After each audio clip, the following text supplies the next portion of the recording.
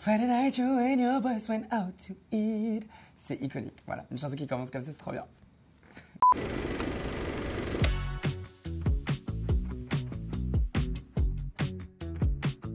Dalida.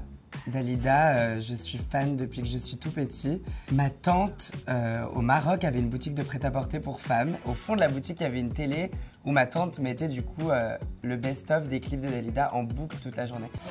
Je vis d'amour et de danse, je vis.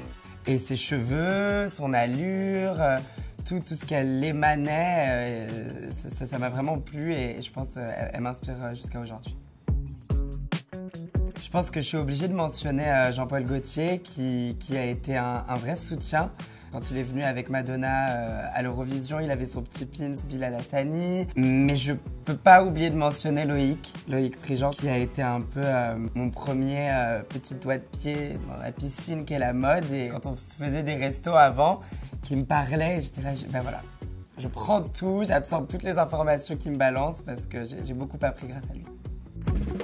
Bowie, Michael et Prince sont les trois grosses icônes qui m'inspirent le plus dans leur manière d'être très sexy, sensuelle, avec des looks qui ne sont pas spécialement dans les codes, dans ce qu'on appelle les codes de la virilité. C'est ça qui me plaît beaucoup. Bah, je pense que ma chanteuse iconique, c'est Beyoncé. J'aime beaucoup de chanteurs, beaucoup de chanteuses. Je suis un amoureux de la musique, mais Beyoncé, c'est celle qui m'a fait tomber amoureux du métier. Je vais révéler pour la première fois mon podium, mes trois chansons préférées de tous les temps. Il y a Crazy in Love en number 1. En 2, il y a He Wasn't Man Enough de Toni Braxton. Je ne sais pas si vous connaissez cette chanson, mais elle est incroyable. 99, c'est l'année de ma naissance et c'était le son que j'ai le plus écouté jusqu'à vraiment mes 5-6 ans. Et en 3e, aussi 99, c'est It's Not Right But It's Okay de Whitney Houston dans l'album My Love Is Your Love. C'est l'album opener. Friday night you and your boys went out to eat. C'est iconique, voilà. Une chanson qui commence comme ça, c'est trop bien. Friday night you and your boys went out to eat. Alors j'en ai un. C'est Scream de Michael Jackson et Janet Jackson. Déjà le binôme frère et sœur. Et ce clip qui devait se tourner en 3 jours, qui a finalement pris 3 semaines à se faire. Je crois qu'au moment où il est sorti, c'était le clip le plus cher de tous les temps. Juste mythique, les deux qui tournent comme ça et qui crient. Le ah!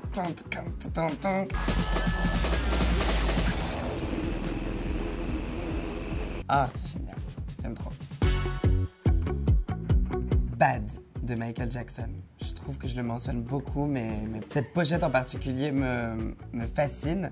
Il est sur le tournage du clip de Bad, du coup la chanson avec Martin Scorsese, donc déjà il n'y a pas plus iconique que ça. Et le photographe le suivait vraiment partout et le suppliait de prendre la photo et Michael disait non, pas aujourd'hui, demain, pas aujourd'hui, demain.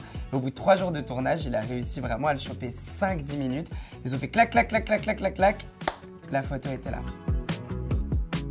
L'un de mes premiers concerts, c'était le Born This Way Ball Tour de Lady Gaga au Stade de France. Je trouve ça iconique parce que j'étais fan de cette femme et qu'on n'avait pas les moyens de s'acheter des places de concert et que ma mère s'était battue pour m'acheter ces places-là. Et surtout que j'étais en catégorie 4, quoi. Donc j'entendais plus les mouettes voler dans le ciel que la voix de Lady Gaga, que je ne l'ai pas vue une seconde, mais malgré tout, c'était l'un de mes meilleurs souvenirs en concert.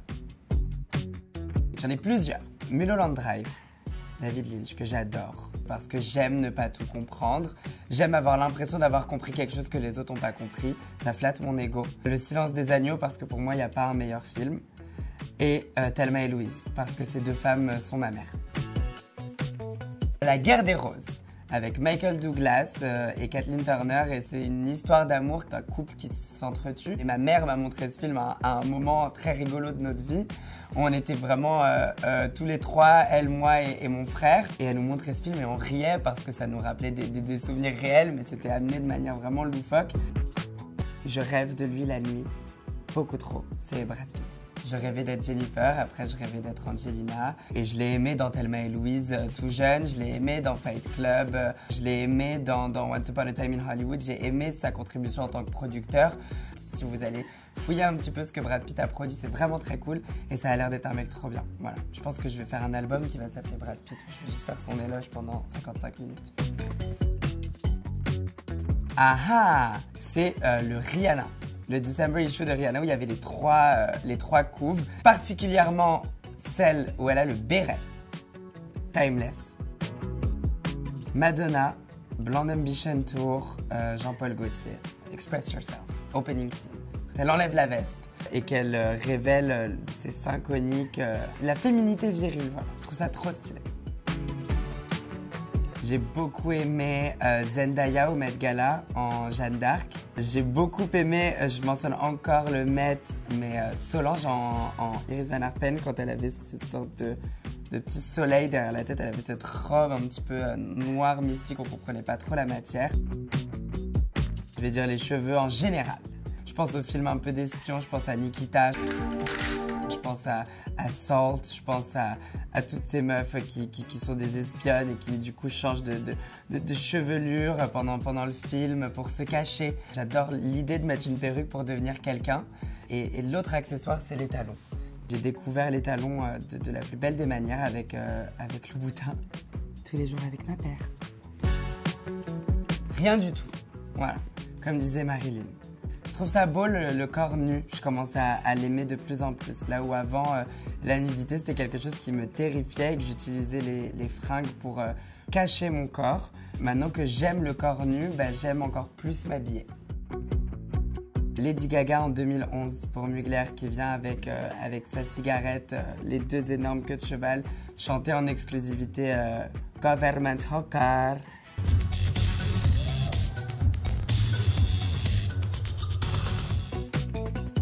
Sortie du métro Cadet, le 9e arrondissement dans son ensemble. C'est là où je vais depuis que j'ai 13 ans. J'ai commencé à venir à Paris à cet âge-là parce que j'étais inscrit dans une école de comédie musicale.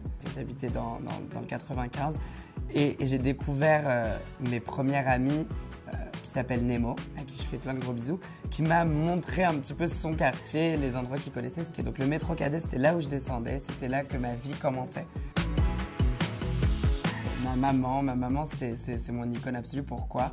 Je suis elle est moi. On n'a jamais eu à trop parler.